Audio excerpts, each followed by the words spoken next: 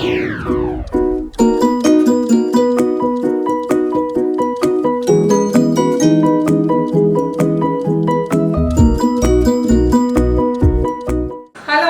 നമസ്കാരം. എന്തിന്റെ വിശേഷം? എല്ലാവരും സുഖം തന്നെയല്ലേ? ഇന്ന് വെള്ളിയാഴ്ചയാണ്, അതായത് ഹോളിഡേ ആയതുകൊണ്ട് ഇച്ചിരി ലേറ്റ് ആയി ഫുഡൊക്കെ കഴിക്കാൻ. അപ്പൊ എന്തായാലും പയറുണ്ടാക്കണം, നിങ്ങൾക്ക് വേണ്ടി രണ്ടും കൂടെ ഒന്ന് കാണിക്കാന്ന് വിചാരിച്ചു. ആക്ച്വലി അതല്ല സത്യം. സാധാരണ വെള്ളിയാഴ്ച ഞങ്ങളിവിടെ ബ്രേക്ക്ഫാസ്റ്റ് ഒക്കെ ഓർഡർ ചെയ്യാറ് പതിവ്. ഞാൻ വെള്ളിയാഴ്ച എൻ്റെ കിച്ചൺ ക്ലോസ് ആണ്. കാരണം ഒരു ദിവസമെങ്കിലും നമ്മളൊന്ന് റെസ്റ്റ് എടുക്കേണ്ടതെന്ന് വിചാരിച്ചു. അത് അവരുടെ മൂഡ് അനുസരിച്ചിട്ടോ. നമുക്ക് ചിലപ്പോൾ ഉണ്ടാക്കാൻ തോന്നി ഉണ്ടാക്കും, അത്രേ ഉള്ളൂ. പിന്നെ പിള്ളേരെ പഠിപ്പിക്കേണ്ട എക്സാമുള്ള ദിവസമൊക്കെ ആണെങ്കിൽ ചിലപ്പോൾ ഉണ്ടാക്കില്ല, അത്രേ ഉള്ളൂ.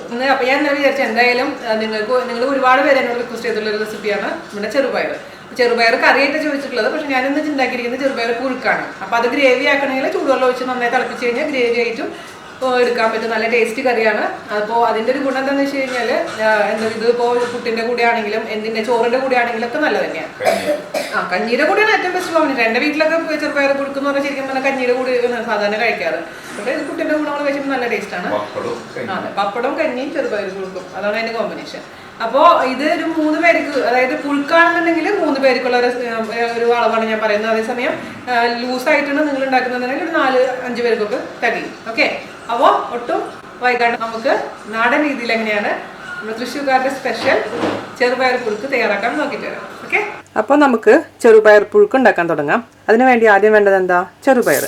ഞാനിവിടെ 1 ഗ്ലാസ്, അതായത് ഞാൻ എപ്പോഴും ഉപയോഗിക്കുന്ന ഗ്ലാസ്സിൽ 240 ml ഗ്ലാസ്സിൽ 1 ഗ്ലാസ് ചെറുപയറാണ് എടുത്തിരിക്കുന്നത്. അതിൻ്റെ അളവാണ് പറയാൻ പോകുന്നത്. അപ്പോൾ ഇത് ഞാൻ ഒരു അരമണിക്കൂർ വെള്ളത്തിലിട്ട് കുതിർത്ത് വെച്ചിരുന്ന ചെറുപയറാണ്. ഇതിൻ്റെ ഉള്ളിൽ കല്ലൊക്കെ റിമൂവ് ചെയ്തതിന് ശേഷം, ചില ചെറുപയറിൻ്റെ നമ്മൾ കറിയൊക്കെ വെച്ചിരിക്കുമ്പോൾ കല്ല് കടിച്ചിട്ടുണ്ടെങ്കിൽ പിന്നെ അറിയാലോ അതിൻ്റെ മൂടേ പോവും. അപ്പോൾ അതുകൊണ്ട് കല്ലുണ്ടെന്നുണ്ടെങ്കിൽ കല്ലൊന്നും മാറ്റാൻ ശ്രമിക്കുക. പക്ഷേ ഇതിലൊന്നും ഇവിടെയൊക്കെ കിട്ടുന്നതിലൊന്നും ഇപ്പോൾ കല്ലൊന്നും കാണാറില്ല, എന്നാലും ഞാനൊന്ന് നോക്കിയെന്ന് മാത്രം. അപ്പോൾ ഇത് നമുക്കൊന്ന് വേവിച്ചെടുക്കണം. അതിനുവേണ്ടി കുക്കറിലോട്ട് ഇടുക. അതിലോട്ട് 1 ഗ്ലാസ് വെള്ളം ഒഴിക്കാം. പിന്നെ അല്പം ഉപ്പിട്ട് കൊടുക്കാം. ഉപ്പ് ആവശ്യത്തിന് മാത്രം. പിന്നെ കുറവാൻ തോന്നണമെങ്കിൽ പിന്നീട് ഇട്ട് കൊടുത്താൽ മതി. പിന്നെ പണ്ടൊക്കെ അമ്മമാരൊക്കെ പറയും പയറും പരിപ്പൊക്കെ വേവിക്കുമ്പോൾ ഉപ്പിട്ട് വേവിക്കാൻ പാടില്ല. അത് അന്ന് എന്താണെന്ന് വെച്ച് കഴിഞ്ഞാൽ പ്രഷർ കുക്കറൊന്നും ഉണ്ടായിരുന്നില്ല. നമ്മൾ ഒരു പാത്രത്തിൽ തന്നെ അടച്ചു വെച്ചിട്ടാണ് വേവിച്ചുകൊണ്ടിരുന്നത്. അപ്പോൾ വേവാൻ താമസമുള്ളതുകൊണ്ടാണ് ഉപ്പിട്ടുണ്ടാകുന്നത് പറയുന്നത്. പക്ഷേ ഇപ്പോൾ പ്രഷർ കുക്കറിലായതുകൊണ്ട് നമുക്ക് ഒരുമിച്ച് ഉപ്പിട്ട് വെച്ച് കഴിഞ്ഞാലും പെട്ടെന്ന് തന്നെ വെന്ത് കിട്ടും. ഓക്കെ, അപ്പോൾ ഇതൊരു മീഡിയം ഫ്ലെയിമിലിട്ടതിന് ശേഷം 2 വിസിൽ. അപ്പോൾ ഞാനിത് പുഴുക്കായിട്ടാണ് ചെയ്യാൻ പോകുന്നത്. അപ്പോൾ പുഴുക്കിൻ്റെ ഗുണം എന്താണെന്ന് വെച്ച് കഴിഞ്ഞാൽ നന്നായിട്ട് വേവണം. അപ്പോൾ വെന്ത് കുഴഞ്ഞു എന്നുള്ള ടെൻഷനേ വേണ്ട. കാരണം നമ്മളിത് നല്ലോണം വേവിച്ചതിന് ശേഷമാണ് നമ്മൾ ഉപയോഗിക്കുന്നത്. നിങ്ങൾക്ക് ചാറുകറി ആയിട്ടാണ് ഈ സംഭവം എടുക്കണം എന്നുണ്ടെങ്കിൽ കുറച്ചും കൂടെ വെള്ളം കൂടെ ഒഴിക്കുക. അതിനുശേഷം 1 വിസിൽ, അതിനുശേഷം ഓപ്പൺ ചെയ്യുക. അപ്പോൾ മാത്രമല്ല, ഇപ്പോൾ നിങ്ങൾക്ക് ഓരോ സ്ഥലങ്ങളിൽ കിട്ടുന്ന പയറിനനുസരിച്ച് വേവിന് വ്യത്യാസം വരും. അപ്പോൾ എനിക്കിപ്പോൾ 2 വിസിൽ ഇത് വെന്ത് കിട്ടും. അപ്പോൾ നിങ്ങൾ നോക്കുക. എന്നിട്ട് വെന്തിട്ടില്ല എന്നുണ്ടെങ്കിൽ കുറച്ചും കൂടെ സമയം വെക്കുക, കുക്ക് ചെയ്യുക. ഓക്കെ, അപ്പോൾ നമുക്കിത് മീഡിയം ഫ്ലെയിമിലിട്ടതിന് ശേഷം 2 വിസിലിന് വേവിച്ചെടുക്കട്ടെ. അത് 1 ഗ്ലാസ് വെള്ളം പോരാട്ടോ. സോറി, എനിക്ക് തെറ്റ് പറ്റിയതാണേ. 1 ഗ്ലാസ് വെള്ളം ഒഴിച്ചിട്ടുണ്ട്. ഞാൻ വീണ്ടും തുറന്നിട്ട് 1 ഗ്ലാസും കൂടെ ഒഴിച്ചിട്ടുണ്ട്. അതായത് 1 ഗ്ലാസ് വെള്ളം ഞാൻ ഒഴിച്ചിട്ടുണ്ട്. 1 ഗ്ലാസ് വെള്ളം ഒഴിച്ചിട്ടാണ് ഞാനിപ്പോൾ കുക്ക് ചെയ്യാൻ വെച്ചേക്കുന്നത് കേട്ടോ. അപ്പോൾ നമ്മുടെ ചെറുപയർ വേവുന്ന സമയം കൊണ്ട് നമുക്കിതിലേക്ക് വഴറ്റാനുള്ള ഉള്ളി മുളകൊക്കെ കുത്തണം. അപ്പോൾ ഞാനിവിടെ ഓൾറെഡി ഒരു 10 ചെറിയുള്ളി എടുത്തിട്ട് ഒന്ന് നന്നായിട്ട് ക്രഷ് ചെയ്ത് വെച്ചിട്ടുണ്ട്. അപ്പോൾ നിങ്ങൾക്ക് ചെറിയുള്ളി ഇല്ലെങ്കിൽ അതിന് പകരം സവാള യൂസ് ചെയ്യാം കേട്ടോ. അപ്പോൾ എനിക്ക് ചെറിയുള്ളിയാണ് ഞാൻ പ്രിഫർ ചെയ്യുന്നത്. അതുകൊണ്ട് ഞാനൊരു 10 എണ്ണം എടുത്ത് ചതച്ചിട്ടുണ്ട്. ഞാനതിൻ്റെ കൂടെ ഒരു അല്ലി വെളുത്തുള്ളിയും കൂടി ഇടുന്നുണ്ട്. 1-2 അല്ലി നിങ്ങൾക്ക് ഇടാം. കാരണം ചെറുപയറൊക്കെ ആകുമ്പോൾ ഗ്യാസിൻ്റെ ബുദ്ധിമുട്ടൊക്കെ ഒഴിവാക്കാൻ വേണ്ടിയിട്ടാണ് നമ്മൾ വെളുത്തുള്ളി ഇടുന്നത്. പക്ഷേ അതേസമയം വെളുത്തുള്ളി ഉപയോഗിക്കാത്തവരാണെങ്കിൽ നിങ്ങൾക്ക് ഇത് കംപ്ലീറ്റ്ലി അവോയ്ഡ് ചെയ്യാം. ഓക്കെ, അപ്പോൾ ഈ വെളുത്തുള്ളിയും കൂടി ഇട്ടതിന് ശേഷം ഇത് ജസ്റ്റ് ഒന്ന് നമുക്ക് ക്രഷ് ചെയ്തെടുക്കാം. അപ്പോൾ അത് നന്നായി ചതച്ചിട്ടുണ്ട്. ചതച്ചാൽ മതി കേട്ടോ, പേസ്റ്റ് ആവാൻ പാടില്ല. പിന്നെ നമുക്കതിലോട്ട് ഇപ്പോൾ നമ്മളെ നാട്ടിലൊക്കെ ചെയ്യുന്ന പോലെ, അമ്മിയിലൊക്കെ ചെയ്യുന്ന പോലെ ഒരുമിച്ചാണ് ഞാനിപ്പോൾ ഇന്ന് മുളക് ചതച്ചതും കൂടി ഇടാൻ പോകുന്നത്. അപ്പോൾ അത് ഓൾറെഡി നമുക്ക് വാങ്ങിക്കാൻ കിട്ടുന്ന ചതച്ച മുളകാണ്. അതല്ലെങ്കിൽ നല്ല മുളക് വാങ്ങിച്ചിട്ട്, എരിവുള്ള മുളക് വാങ്ങിച്ചതിന് ശേഷം കഴുകിയതിന് ശേഷം ഉണക്കുക. നല്ല വെയിലത്തൊക്കെ വെച്ച് ഉണക്കിയതിന് ശേഷം ഫ്രഷ് ചെയ്തെടുത്ത് വെച്ചാലും മതിയാവും വീട്ടിൽ ആവശ്യത്തിന്. പക്ഷേ ഇതിപ്പോൾ ഞാൻ പുറത്തുനിന്ന് വാങ്ങിച്ചിട്ടുള്ളതാണ്. ഞാനിപ്പോൾ ഇതിലേക്ക് 2 ടീസ്പൂൺ ചതച്ച മുളകാണ് ഇട്ട് കൊടുക്കാൻ പോകുന്നത്. ഇപ്പോൾ ചതച്ച മുളക് ഇല്ല എന്നുണ്ടെങ്കിൽ അതിന് പകരമായിട്ട് മുളക് പൊടി ഇട്ടാൽ മതി. മുളക് പൊടി ഇടുകയാണെങ്കിൽ ഈ സമയത്ത് ഇടണ്ട, നമ്മൾ വഴറ്റി കഴിഞ്ഞതിന് ശേഷം മാത്രം ഇട്ട് കൊടുത്താൽ മതിയാവും. അതല്ല എങ്കിൽ മൊത്തത്തിലുള്ള മുളകില്ലേ അത് ഇതിലിട്ടിട്ട് ചതച്ചെടുത്താലും മതിയാവും. അപ്പം മുളക് പൊടി അല്ലെങ്കിൽ ചതച്ച മുളക് കേട്ടോ. അപ്പോൾ ഇതും നന്നായിട്ടൊന്ന് ചതച്ചെടുക്കട്ടെ. പിന്നെ ഇതിലൊക്കെ ചേർക്കുന്ന എരിവിൻ്റെ അളവ് നിങ്ങളുടെ പേഴ്സണൽ ചോയ്സ് അനുസരിച്ച് മാറ്റം വരുത്തണം. കാരണം ഓരോരുത്തർക്കും ഓരോ രീതിയിലായിരിക്കും എരിവ്. പിന്നെ നമ്മുടെ കയ്യിലുള്ള മുളകിനും വ്യത്യാസം വരും. അപ്പോൾ അത് നിങ്ങൾ പേഴ്സണൽ ചോയ്സ് അനുസരിച്ച് മാറ്റം വരുത്താൻ പ്രത്യേകിച്ച് ശ്രദ്ധിക്കുക. പിന്നെ ഞാൻ ഇതിൽ 2 പച്ചമുളകും കൂടി ഇടുന്നുണ്ട് കേട്ടോ. അപ്പോൾ അതിനനുസരിച്ച് വേണം. പിന്നെ പുഴുക്കൊക്കെ ആകുമ്പോൾ കുറച്ച് എരിവ് വേണം, എന്നാലും അതിന് ടേസ്റ്റ് ഉണ്ടാവുള്ളൂ. അപ്പോൾ ഇത് നമുക്ക് മാറ്റി വെക്കാം. ഇനി ഇത് വെന്തതിന് ശേഷം നമുക്ക് വഴറ്റിയെടുക്കണം. നമ്മുടെ ചെറുപയർ നന്നായി വെന്തിട്ടുണ്ട് കേട്ടോ. അപ്പോൾ തൊട്ട് നോക്കി കഴിഞ്ഞാൽ നന്നായിട്ട് വേവണം, അതാണ് അതിന്റെ പരിവം. അപ്പോൾ നിങ്ങൾക്ക് ഇപ്പോൾ ഹരിബറിയൊക്കെ ആണെന്നുണ്ടെങ്കിൽ തലേദിവസം രാത്രി സോക്ക് ചെയ്ത് വെച്ചാൽ മതി. അപ്പോൾ പെട്ടെന്ന് തന്നെ അത് വേവിച്ചെടുക്കാൻ പറ്റും. അതല്ല എന്നുണ്ടെങ്കിൽ ഇത് വേവിച്ചിട്ട് രാത്രി ഫ്രിഡ്ജിലെടുത്ത് വെക്കാം. അതിനുശേഷം രാവിലെ എല്ലാ ബാക്കിയുള്ള പരിപാടികൾ ചെയ്താലും മതിയാവും. ഓക്കെ, അപ്പോൾ എന്തായാലും നന്നായി വേവണം നമുക്ക്, അതൊരു മസ്റ്റാണ് കേട്ടോ, കാരണം പുഴുക്കായതുകൊണ്ട് മാത്രം. അപ്പോൾ ഇത് നമുക്കിനി ഇതിലേക്കുള്ള കാര്യങ്ങളൊക്കെ ചെയ്യണം. കടായിലോട്ട് നമുക്ക് കുറച്ച് വെളിച്ചെണ്ണ ഒഴിച്ച് കൊടുക്കാം. അപ്പോൾ ഞാനിപ്പോൾ ഇതിലേക്ക് 2 ടേബിൾ സ്പൂൺ വെളിച്ചെണ്ണ ഒഴിക്കാൻ പോവാണ്. ഇതൊന്ന് ചൂടാവട്ടെ. നേരത്തെ ചതച്ച് വെച്ചിരിക്കുന്ന കൂട്ട് ഇട്ട് കൊടുക്കുക. അതായത് ചെറിയുള്ളിയും വെളുത്തുള്ളിയും വറ്റൽമുളകും കൂടി നമ്മൾ ചതച്ച് വെച്ചിട്ടില്ലേ, ആ കൂട്ട് ഇട്ട് കൊടുക്കും. ഇനി മീഡിയം തീയിലിട്ടതിന് ശേഷം നമുക്കിത് വഴറ്റി കൊടുക്കാം. ഇതിലേക്ക് 2 പച്ചമുളക് ഞാൻ അരിഞ്ഞിട്ട് കൊടുക്കാൻ പോവാണ്. 2 ചെറിയ പച്ചമുളക്, അത് ജസ്റ്റ് നടുവൊന്ന് കീറിയിട്ടാൽ മതി. പച്ചമുളക് ഇടുമ്പോൾ ഒരു നല്ല ഫ്ലേവറാണ് നമ്മുടെ കറിക്ക്. നമുക്ക് ഇതിലേക്ക് കുറച്ച് കറിവേപ്പില ഇട്ട് കൊടുക്കാം. എന്നിട്ട് നന്നായിട്ട് പച്ചമണം മാറുന്നവരെ വഴറ്റി കൊടുക്കുക. മീഡിയം തീയിലിട്ടതിന് ശേഷം, ഹൈ ഫ്ലെയിമിൽ ഒരിക്കലും ഇടരുത്. മീഡിയം തീ മെയിൻറ്റെയിൻ ചെയ്യാൻ പ്രത്യേകിച്ച് ശ്രദ്ധിക്കുക. എനിക്ക് 1 ഗ്ലാസ് വെള്ളം മതിയായി നമ്മൾ ചെറുപയർ വേവിക്കാൻ. അപ്പം നിങ്ങൾക്ക് വെള്ളം കുറവ് തോന്നുകയാണെങ്കിൽ 1 ഗ്ലാസ് വരെ ആവാം കേട്ടോ. കാരണം ഓരോ കുക്കർ അനുസരിച്ചും ഇതിന് വ്യത്യാസം വരും. എൻ്റെയൊക്കെ നല്ല ടൈറ്റ് ആയിട്ടുള്ള കുക്കർ ആയതുകൊണ്ട് 1 ഗ്ലാസ് വെള്ളത്തിൽ കൊണ്ട് തന്നെ വെന്തു. പിന്നെ മീഡിയം ഫ്ലെയിമിൽ ഇടാൻ ശ്രദ്ധിക്കുക. ഹൈ ഫ്ലെയിമിൽ ഇട്ട് കഴിഞ്ഞ് നിങ്ങൾ കുക്ക് ചെയ്യുകയാണെങ്കിൽ കുക്കറിൽ ഇരിക്കാനുള്ള ചാൻസ് ഉണ്ട്, വെള്ളം പെട്ടെന്ന് വറ്റിപ്പോവും. അതുകൊണ്ട് ലോ ടു മീഡിയം ഫ്ലെയിമിൽ ഇട്ടതിന് ശേഷം മാത്രം ഇത് കുക്ക് ചെയ്യുക. അത് ഏത് പയറുവർഗ്ഗങ്ങൾ കുക്ക് ചെയ്യുമ്പോഴും അത് തന്നെയാണ് ശ്രദ്ധിക്കേണ്ടത്. അപ്പം ചിലർ എന്നോട് പറയാറുണ്ട്, ചേച്ചി ഞാൻ പയർ കുക്ക് ചെയ്യാനിട്ടതിന് ശേഷം ആകെ അടി പിടിച്ചു പോയി, വെള്ളം തികഞ്ഞില്ല എന്നൊക്കെ പറഞ്ഞു. അപ്പോൾ ഞാൻ ചോദിച്ചു വരുമ്പോൾ മനസ്സിലാക്കാൻ പറ്റുന്നത് അവർ ഹൈ ഫ്ലെയിമിൽ ഇട്ടിട്ടാണ്. പെട്ടെന്ന് കുക്ക് ചെയ്യാൻ വേണ്ടിയിട്ട് അവർ ഹൈ ഫ്ലെയിമിലിടും. പക്ഷേ നിങ്ങൾ ഒരു കാര്യം മനസ്സിലാക്കുക, ഹൈ ഫ്ലെയിമിൽ ഇട്ട് കഴിഞ്ഞാൽ പെട്ടെന്ന് കുക്കാവില്ല, നേരെ തിരിച്ച് ദോഷഫലങ്ങൾ മാത്രമേ ഉണ്ടാവാറുള്ളൂ. ഇവ താഴത്തെ വെള്ളമൊക്കെ മുഴുവനും വറ്റിയതിന് ശേഷം ചിലപ്പോൾ കുക്കർ പൊട്ടിത്തെറിക്കാനുള്ള പോലും ചാൻസ് ഉണ്ട്. അതുകൊണ്ട് അത് സൂക്ഷിക്കുക. മീഡിയം ഫ്ലെയിമിൽ മാത്രം ഇട്ടതിന് ശേഷം നമ്മൾ പയറുവർഗ്ഗങ്ങൾ അല്ലെങ്കിൽ എന്ത് സംഭവമാണെങ്കിലും ഞാൻ മീഡിയം ഫ്ലെയിമിൽ ഇട്ടതിന് ശേഷം കുക്ക് ചെയ്യാറുള്ളത്. ആ ഒരു പോയിന്റ് നിങ്ങൾ എപ്പോഴും ശ്രദ്ധിക്കാൻ മറക്കരുത് കേട്ടോ. അപ്പോൾ ഞാനിപ്പോൾ പയറിൽ ഉപ്പ് നോക്കിയപ്പോൾ ഉപ്പ് കുറവാണ്. അപ്പോൾ ഞാനിതിൽ ആഡ് ചെയ്ത് കൊടുക്കാൻ പോവാണ്. നന്നായി മിക്സ് ചെയ്ത് കൊടുക്കുക. ആദ്യമായിട്ടുണ്ടായിരുന്നില്ലേ നമ്മുടെ ഗോതമ്പ് മാവിൽ ഞാൻ എൻ്റെ കഥ പറഞ്ഞിട്ടുണ്ടായിരുന്നു ചെറുപ്പത്തിൽ, അതല്ലേ പലവർക്കും ഓർമ്മയുണ്ടാവും എന്ന് വിചാരിക്കുന്നു. അപ്പോൾ അതിൽ ഞാൻ പറഞ്ഞിരുന്നു എൻ്റെ മെയിൻ ശത്രുവാണ് ചെറുപയറെന്ന്. കാരണം എൻ്റെ പ്രിയപ്പെട്ട ഉപ്പുമാവിനെ തട്ടി മാറ്റി അതിൻ്റെ പ്ലേസ് കരസ്ഥമാക്കിയ ആളാണ് നമ്മുടെ ചെറുപയറും കഞ്ഞി. അപ്പോൾ പണ്ട് എനിക്ക് ഭയങ്കര ദേഷ്യമായിരുന്നു. പക്ഷെ അന്നൊന്നും എനിക്ക് അതിൻ്റെ ഗുണങ്ങൾ അറിയില്ലായിരുന്നു. പക്ഷെ പിന്നെ അതിന് ശേഷം നമുക്ക് ബുദ്ധിയൊക്കെ, ഇപ്പോഴും വലിയ ബുദ്ധിയൊന്നും ഇല്ല, എന്നാലും പണ്ടത്തേക്കളൊക്കെ ബെറ്ററാണ്. അപ്പോൾ കുറച്ച് ബോധമൊക്കെ വന്ന സമയത്ത് അതിൻ്റെ ഗുണങ്ങളൊക്കെ മനസ്സിലായപ്പോൾ ഇപ്പോൾ ഞാൻ എൻ്റെ ഭക്ഷണത്തിൽ ഞാൻ ചെറുപയർ ഉൾപ്പെടുത്താറുണ്ട്. പ്രത്യേകിച്ച് ഇവിടെയൊക്കെ എൻ്റെ ജാനൊക്കെ ചെറുപയർ പുഴുക്കാണ് ഏറ്റവും ഇഷ്ടം. അതായത് ചാറുകറി വലിയ താല്പര്യമില്ല. നിങ്ങൾക്ക് പുഴുക്ക് വേണ്ട എന്നുണ്ടെങ്കിൽ ചാറുകറി ആക്കണമെന്നുണ്ടെങ്കിൽ ഇതിൽ കുറച്ച് ചൂടുവെള്ളം ഒഴിച്ചിട്ട് ഗ്രേവി ആയിട്ട് എടുത്താലും മതിയാവും. അങ്ങനെയും നല്ല തന്നെയാണ് ടേസ്റ്റ്. പിന്നെ തൃശ്ശൂർ സൈഡിലൊക്കെയാണ്, തൃശ്ശൂർ എറണാകുളം ആലപ്പുഴ സൈഡിലൊക്കെയാണ് പുഴുക്ക് തോന്നുന്നു. പക്ഷേ ബാക്കിയുള്ള സ്ഥലങ്ങളിൽ ഞാൻ പുഴുക്ക് കേട്ടിട്ടില്ല. ഉണ്ടോയെന്ന് എനിക്കറിയില്ല, ചിലപ്പോൾ എൻ്റെ അറിവില്ലായ്മയായിരിക്കാം.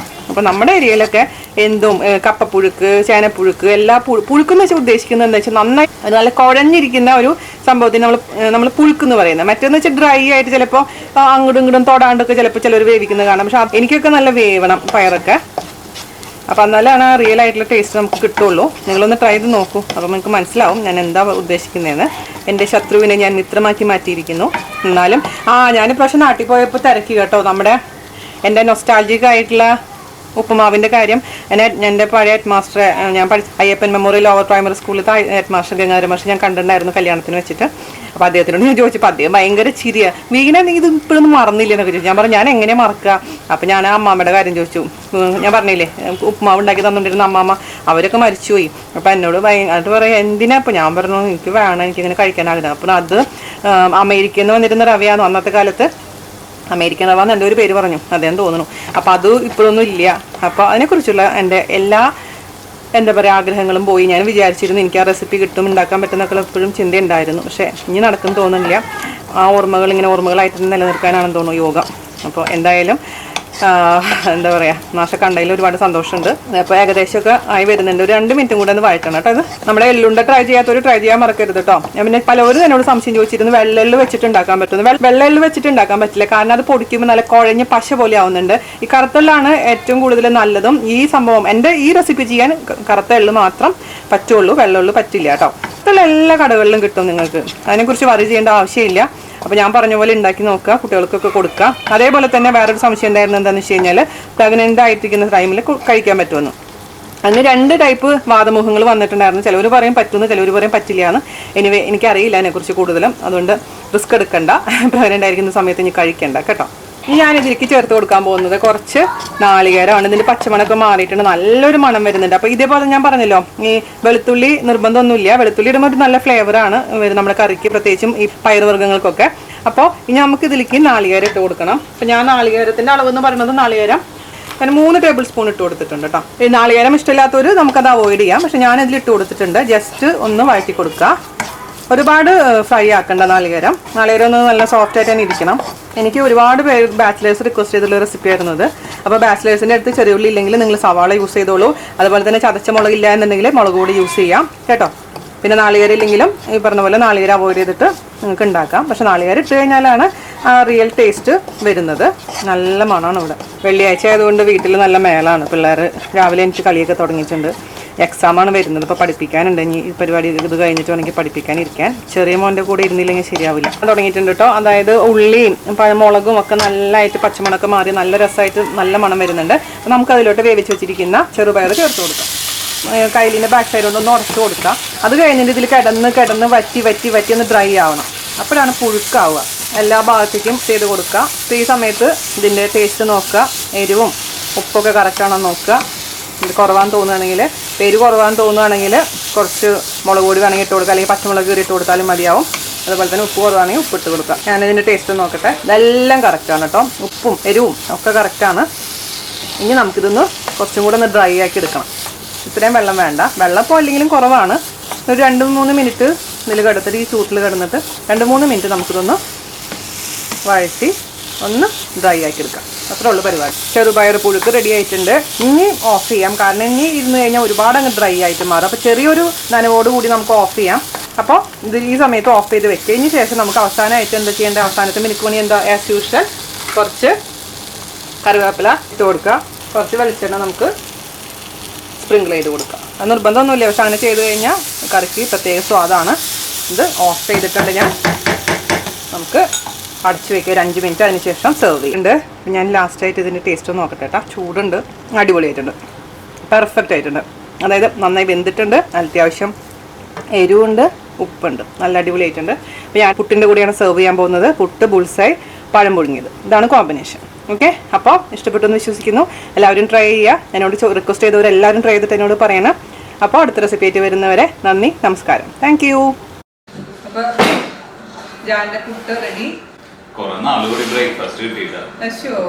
ഞങ്ങൾ വെള്ളിയാഴ്ച സാധാരണ ഓർഡർ ചെയ്യാറ് പതിവ്, അതാണ് പറയുന്നതിന്റെ ഉദ്ദേശം. മനസ്സിലായല്ലോ. അപ്പൊ ഇന്ന് ഞാൻ വീഡിയോ കൊടുക്കുന്നു പറഞ്ഞപ്പോ നമ്മൾ ബ്രേക്ക്ഫാസ്റ്റ് വീട്ടിൽ നിന്ന് ആവാം എന്ന് പറഞ്ഞിട്ട് കൊടുത്തതാണ്. അതാണ് ഈ പറഞ്ഞുകൊണ്ടിരിക്കുന്നത്.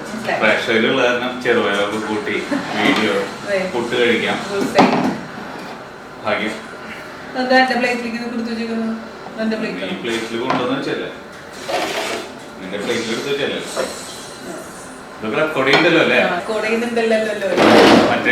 ഇതൊന്നും വരില്ലല്ലോ അല്ലേ?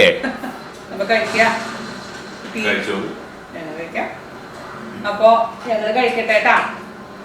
പിന്നെ ജാനെ എല്ലാവർക്കും സംശയ, എന്റെ ഭർത്താവിന് ഒരു ടീഷർട്ടേ ഉള്ളൂ വന്നു. അപ്പൊ എന്താണ് ജാനെ ഒരു ടീഷർട്ട് മാത്രം എപ്പോഴും ഇട്ടുകൊണ്ടിരിക്കുന്നത്?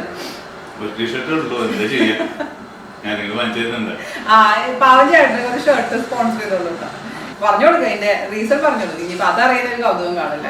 എന്തുകൊണ്ടാണ് എപ്പോഴും ബ്ലാക്ക് ചേട്ടനെ ഒരു ബ്ലാക്കിൽ നിന്ന് ഒഴിവായി എപ്പോഴെങ്കിലും വേറെ ഡ്രസ്സിൽ കാണാൻ പറ്റുന്നൊക്കെ എന്നോട് പലരും ചോദിക്കണം. അതുകൊണ്ടതല്ല, ബ്ലാക്ക് ആകുമ്പോ അതായിരിക്കും എത്ര അടിക്കാലും ബ്ലാക്ക് ആയിട്ട് തന്നെ ഇരിക്കും. അഴുക്കായാലും അറിയില്ല, വേർപ്പായാലും കുഴപ്പമൊന്നുമില്ല, ഇട്ടുകൊണ്ടേ പിന്നെ ഒന്നും ചിന്തിക്കാനല്ലോ, എടുത്തിടാം, കൊണ്ടിറങ്ങാനാണ്. ഷോപ്പിങ്ങിന്റെ സമയം ലാഭിക്കാം.